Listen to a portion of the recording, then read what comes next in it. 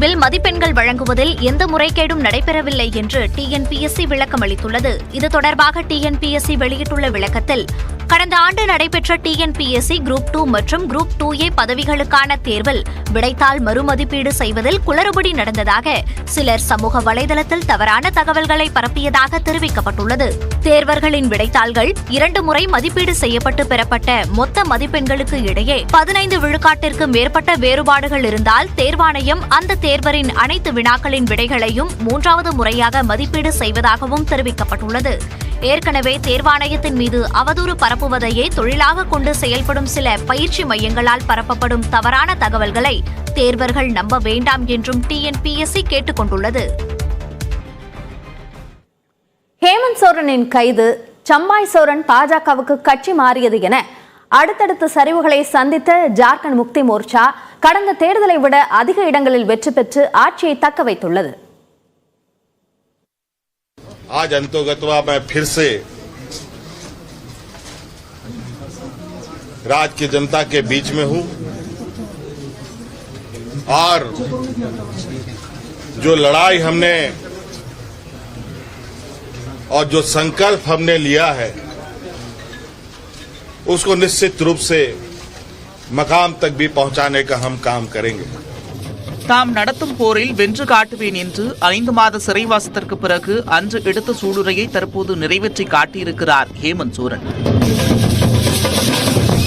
ஜார்க்கண்ட் முன்னாள் முதலமைச்சரும் ஜார்க்கண்ட் முக்தி மோர்ச்சா கட்சியின் தலைவருமான சிபு சோரனின் மகன் ஹேமந்த் சோரன். அவரது தலைமையில் 2014இல் 19 இடங்களை மட்டுமே வென்ற ஜார்க்கண்ட் முக்தி மோர்ச்சா 2019ஆம் ஆண்டு தேர்தலில் ஆட்சியை கைப்பற்றியது. 2024இல் நாடாளுமன்றத்தை குறிவைத்து மாநில கட்சிகளுடன் சேர்ந்து காங்கிரஸ் அமைத்த இந்தியா கூட்டணியில் முக்கிய அங்கமாகவும் மாறியது. இதற்கிடையே ஜார்க்கண்ட் தலைநகர் ராஞ்சியில் நிலம் வாங்கிய விவகாரத்தில் ஹேமந்த் சோரன் நிதி மோசடியில் ஈடுபட்டதாக வழக்கு பதிவு செய்த அமலாக்கத்துறை அவரது வீட்டில் சோதனை நடத்தியது. எந்நேரத்திலும் அவர் கைது செய்யப்படலாம் என்ற சூழலில் முதலமைச்சர் பதவியை அவர் கடந்த ஜனவரி 31ஆம் தேதி ராஜினாமா செய்தார். அன்றைய தினமே அவர் கைதும் செய்யப்பட்டார்.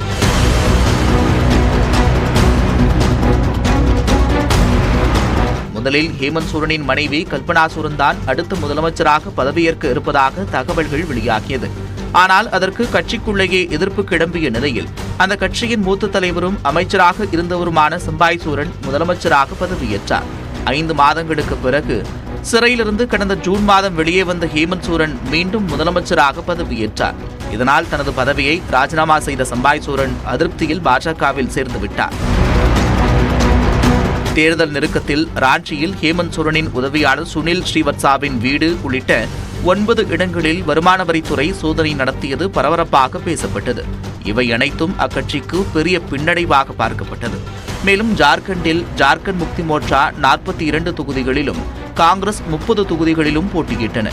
ராஷ்டிரிய ஜனதா தளத்திற்கு வெறும் 6 இடங்கள் மட்டும் ஒதுக்கப்பட்டது அக்கட்சியை அதிருப்திக்கு உள்ளாக்கியிருக்கிறது.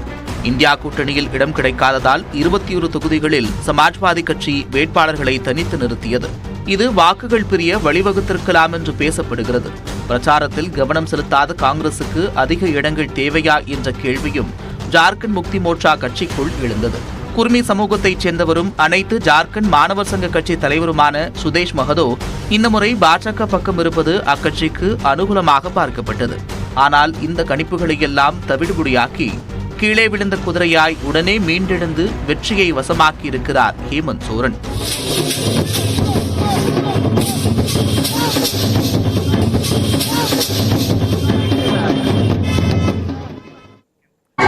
இதனிடையே ஜார்க்கண்ட் மாநிலத்திலும் ஆளும் கட்சிக்கு சாதகமான முடிவுகளே கிடைத்துள்ளன.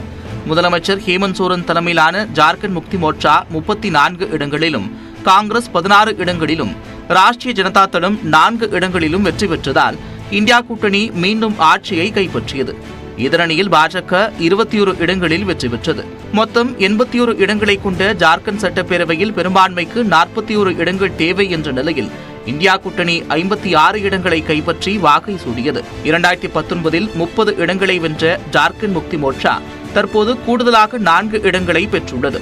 2019இல் 16 இடங்களில் வென்ற காங்கிரஸ் தற்போது 16 இடங்களை தக்க வைத்துக் கொண்டுள்ளது. கடந்த முறை 25 இடங்களில் வென்ற பாஜக தற்போது 4 தொகுதிகளை இழந்துள்ளது. ஜார்க்கண்டில் ஆட்சியை தக்க வைத்ததை அடுத்து இந்தியா கூட்டணி தொண்டர்கள் பட்டாசு வெடித்து கொண்டாடினர். ஜார்க்கண்ட் மாநிலத்தில் ஹேமந்த் சோரன் முதலமைச்சராவது உறுதியாகியிருக்கும் நிலையில் மகாராஷ்டிராவில் யார் முதலமைச்சர் என்ற எதிர்பார்ப்பு ஏற்பட்டுள்ளது.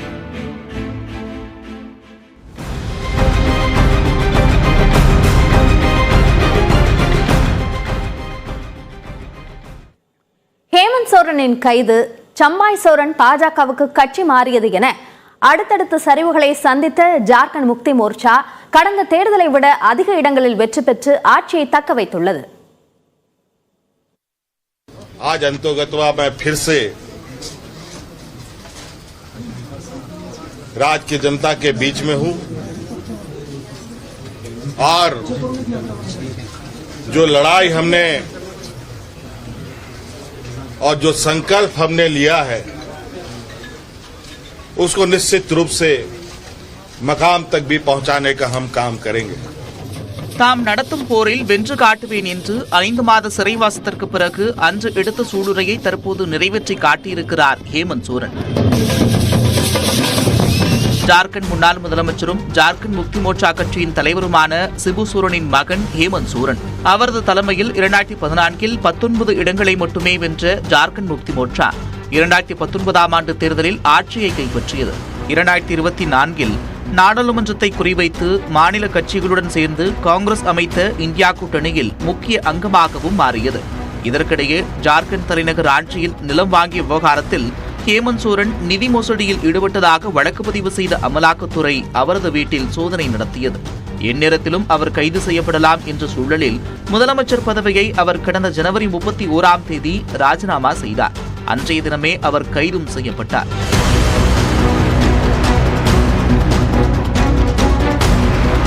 முதலில் ஹேமந்த் சோரனின் மனைவி கல்பனா சோரன் தான் அடுத்த முதலமைச்சராக பதவியேற்க இருப்பதாக தகவல்கள் வெளியாகியது. ஆனால் அதற்கு கட்சிக்குள்ளேயே எதிர்ப்பு கிளம்பிய நிலையில் அந்த கட்சியின் மூத்த தலைவரும் அமைச்சராக இருந்தவருமான சம்பாய் சோரன் முதலமைச்சராக பதவியேற்றார்.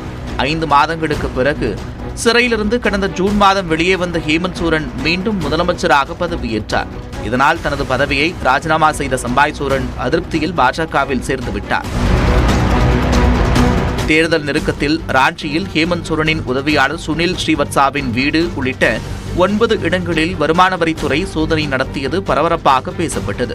இவை அனைத்தும் அக்கட்சிக்கு பெரிய பின்னடைவாக பார்க்கப்பட்டது. மேலும் ஜார்க்கண்டில் ஜார்க்கண்ட் முக்தி மோர்ச்சா 42 தொகுதிகளிலும் காங்கிரஸ் 30 தொகுதிகளிலும் போட்டியிட்டன. ராஷ்டிரிய ஜனதா தளத்திற்கு வெறும் 6 இடங்கள் மட்டும் ஒதுக்கப்பட்டது அக்கட்சியை அதிருப்திக்கு உள்ளாக்கியிருக்கிறது. இந்தியா கூட்டணியில் இடம் கிடைக்காததால் 21 தொகுதிகளில் சமாஜ்வாதி கட்சி வேட்பாளர்களை தனித்து நிறுத்தியது. இது வாக்குகள் பிரிய வழிவகுத்திருக்கலாம் என்று பேசப்படுகிறது. பிரச்சாரத்தில் கவனம் செலுத்தாத காங்கிரசுக்கு அதிக இடங்கள் தேவையா என்ற கேள்வியும் ஜார்க்கண்ட் முக்தி மோர்ச்சா கட்சிக்குள் எழுந்தது. குர்மி சமூகத்தைச் சேர்ந்தவரும் அனைத்து ஜார்க்கண்ட் மாணவர் சங்க கட்சி தலைவருமான சுதேஷ் மகதோ இந்த முறை பாஜக பக்கம் இருப்பது அக்கட்சிக்கு அனுகூலமாக பார்க்கப்பட்டது. ஆனால் இந்த கணிப்புகளையெல்லாம் தவிடுபொடியாக்கி கீழே விழுந்த குதிரையாய் உடனே மீண்டெழுந்து வெற்றியை வசமாக்கியிருக்கிறார் ஹேமந்த் சோரன்.